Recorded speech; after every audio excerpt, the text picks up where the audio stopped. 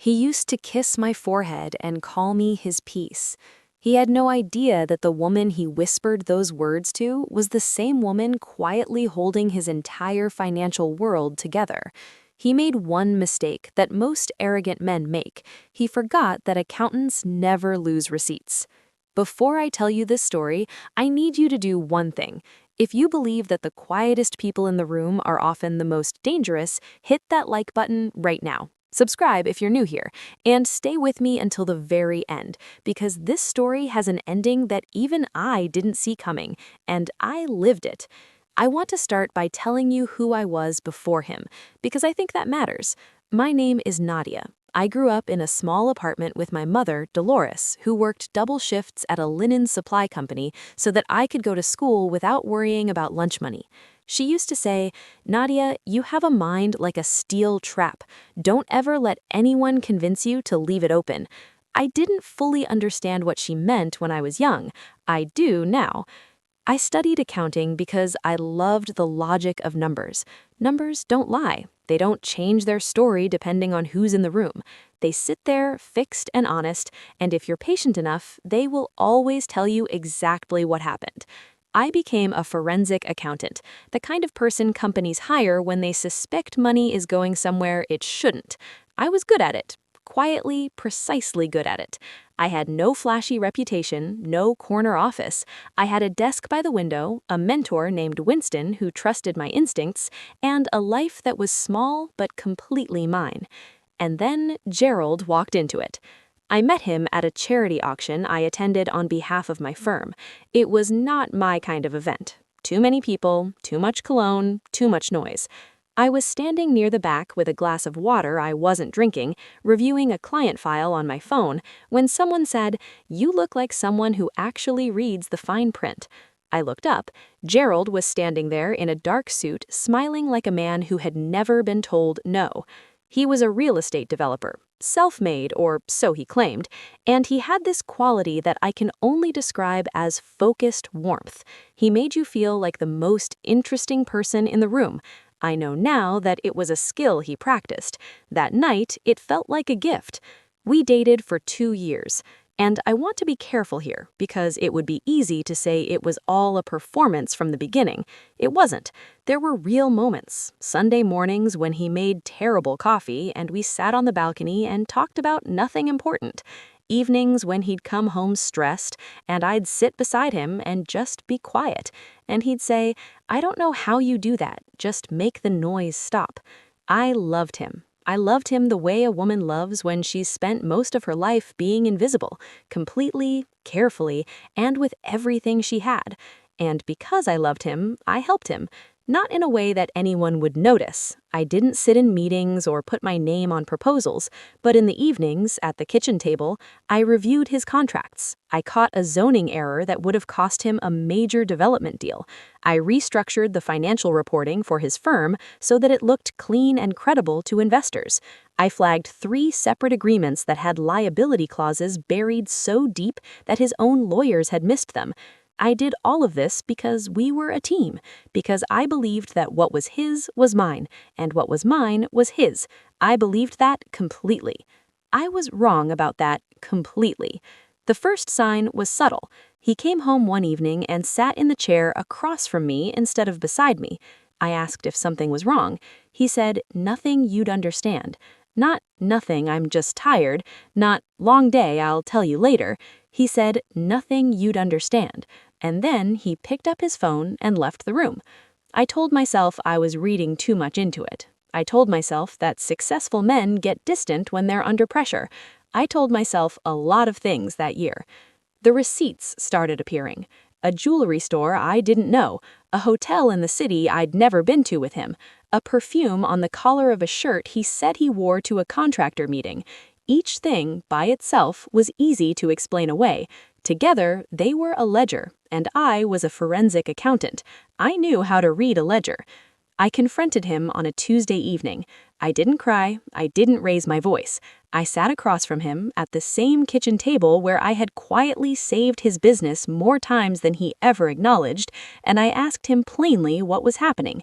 He looked at me for a long moment, And then he said something I will carry in my chest for the rest of my life.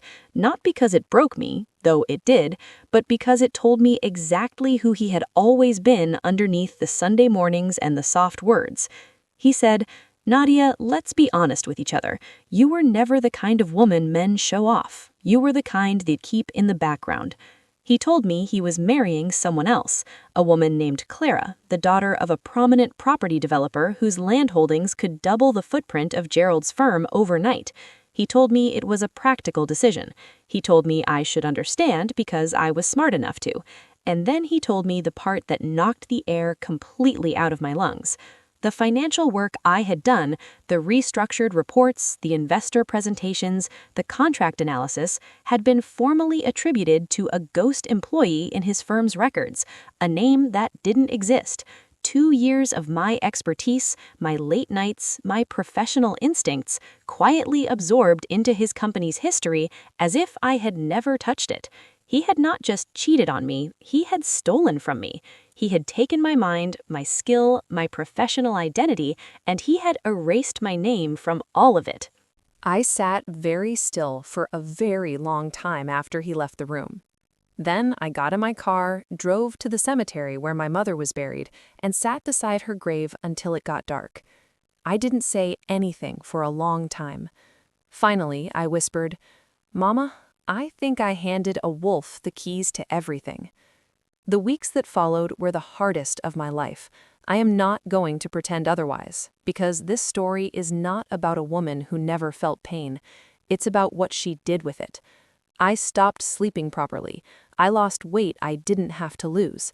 I went through the motions at work like a machine with something loose inside it, rattling quietly but still running. Winston noticed. He always noticed things without making a production of it. One afternoon, he walked past my desk, set a folder down in front of me, and said, "When you're ready to be fully back, start with this one." Then he walked away. He didn't ask me what was wrong. He didn't offer sympathy I hadn't asked for. He gave me something to do, which is the best thing anyone has ever done for me. I opened the folder. It was a fraud investigation case. A real estate firm suspected of misrepresenting asset values to secure government infrastructure contracts. I read the company name at the top of the first page. I read it again. Then I set the folder flat on the desk, put both hands on top of it, and breathed very slowly. It was Gerald's firm. I looked up from that folder, and something inside me went completely, perfectly still. Not cold, not angry. Still. The way water goes still right before it freezes solid. I said to myself, quietly in that late afternoon light coming through the window, "I'm ready." I want you to understand something about what came next. I did not set out to destroy Gerald. I set out to do my job. That is not a subtle distinction. That is everything.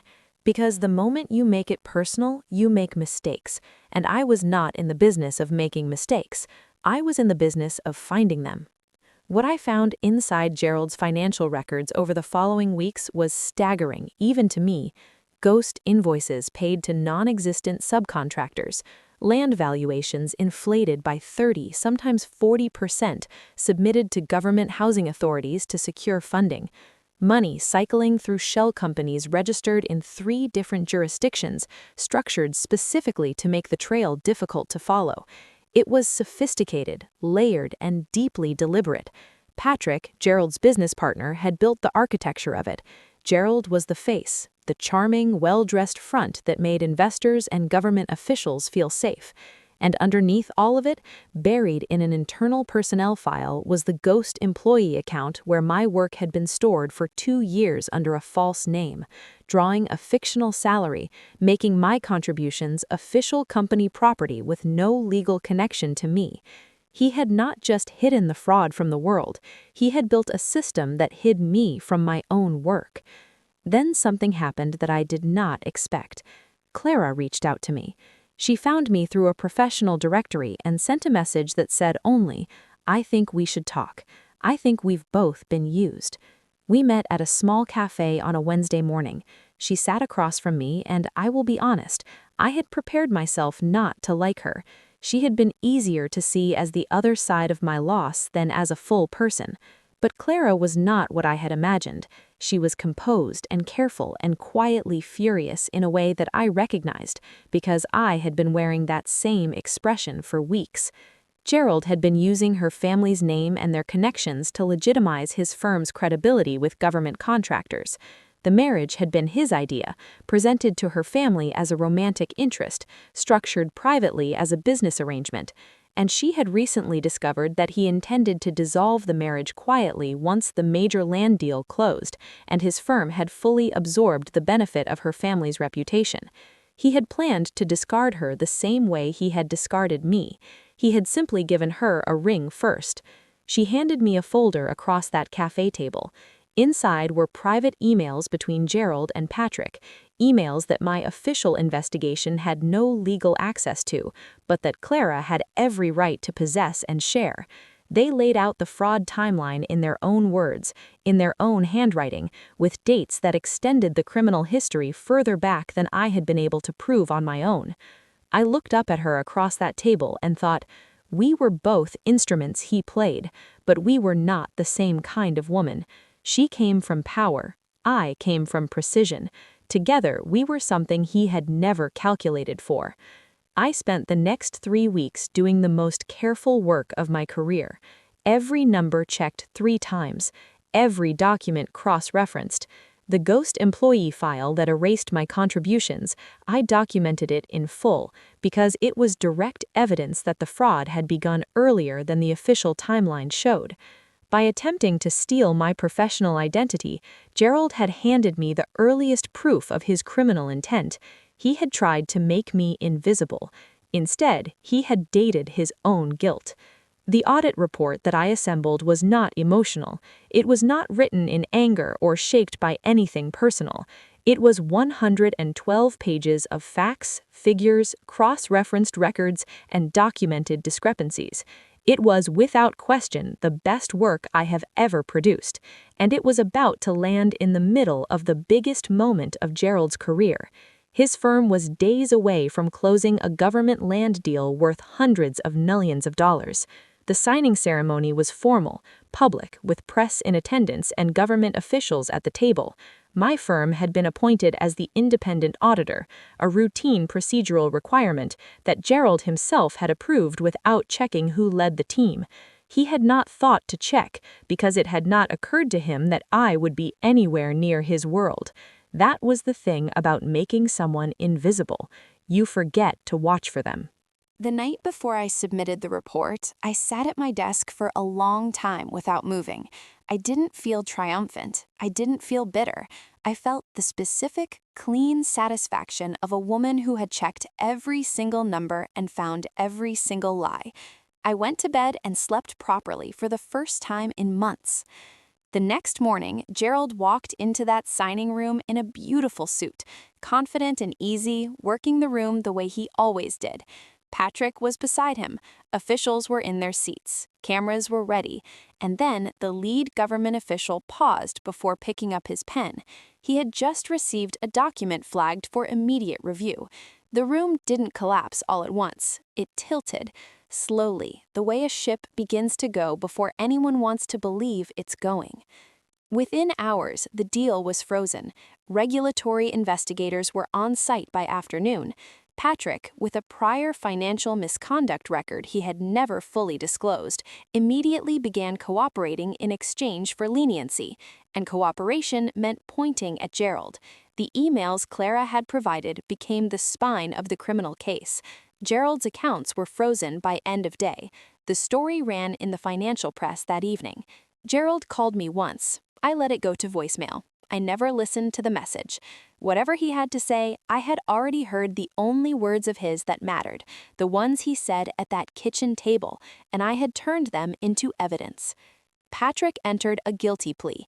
Gerald was charged. The government housing funds were recovered. Clara cooperated fully with investigators and was cleared. She had been a victim of the scheme, and the record reflected that. She sent me a single message afterward that said, "Thank you for being precise." I sent back, "Thank you for being brave." We have not spoken since. I think that is exactly right. People expected me to do interviews, to tell the story publicly with my face and my name attached to the drama of it. I declined every request. I was offered a senior partnership at my firm. I accepted it quietly on a Tuesday over a 20-minute meeting, and then went back to my desk and finished a report that was due that afternoon. I went back to my mother's grave one more time. I sat beside her the way I had the night everything fell apart. This time I didn't whisper anything. I just stayed until the sun went all the way down and the cemetery got quiet, and I felt the kind of peace that doesn't come from winning. It comes from being done. What I feel now is not victory. Victory implies a competition, and I was never competing with Gerald. I was surviving him, and then I was exposing him, and now I am simply living, which is the thing he most wanted to take from me when he decided I was a background person. I run a small forensic audit consultancy now. I work with whistleblowers and defrauded investors and companies trying to find where the money went and who took it. I mentor young women coming into finance, women who are often the most capable analysts in the room and the least likely to have their names on the final report. I tell them what my mother told me. I tell them to never leave their minds open for someone else to walk through. Gerald called me a background woman, and he was right. I was in the background, but even backgrounds have depth, and sometimes the quietest thing in the frame is the thing that holds the whole picture together. He forgot that accountants never lose receipts. If this story stayed with you, if something in Nadia's silence hit harder than any shouting could, please share this video with someone who needs to hear it today. Drop a comment below and tell me, what was the moment that got you?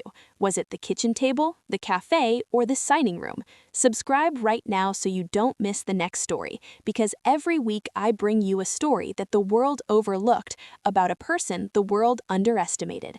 Quiet, precise, and always worth staying for. I'll see you in the next one.